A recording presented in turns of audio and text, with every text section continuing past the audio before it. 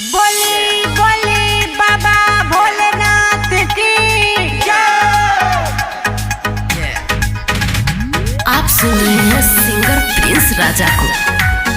Music by Dhruv Gupta.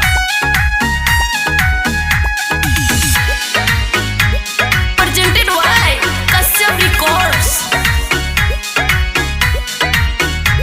महल वाला खुशी गौरा न मिली खास, कैलाश पर्वत पर जियल जाई बिंदास। महल वाला खुशी गौरा न मिली खास, कैलाश पर्वत पर जियल जाई बिंदास। सोनामा के महल के तू छोड़ द नया, सोनामा के महल के तू छोड़ द नयास।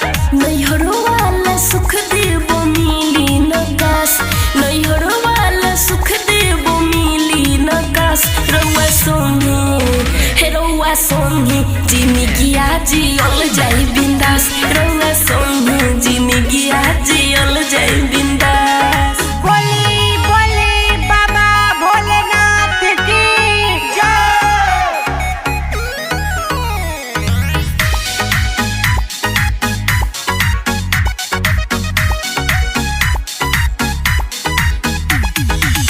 कबू न मनल पिया हो कहल, दान तू कर देल सोनमा के मोहल, सोनमा के मोहल, सोनमा के मोहल।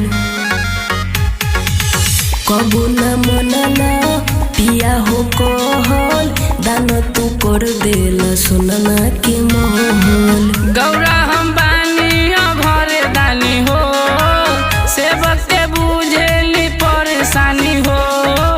गौरा हम बानी घरे दानी हो, सेवक के बुझेनी परेशानी हो। अपना भगतन के दुख में रहब हरदम पास, अपना भगतन के दुख में रहब हरदम पास। नैहर वाला नैहर वाला सुख देबो दे दिन काश, नैहर वाला सुख देबो दे दिन काश। बोली बोली बाबा भोलेनाथ की जय।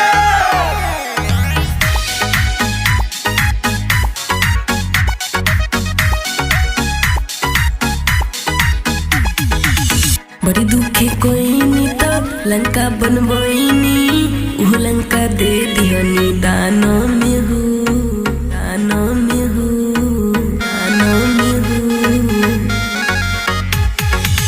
बड़ी दुखे कोइनी त लंका बनबोइनी, उ लंका दे दिहनी दानो में हो। सावन भर गौरा सबर कर हो, तनिक दिन औरी धीरे धर हो। सावन भर गौरा सबर कर हो, तनिक दिन औरी धीरे धर हो।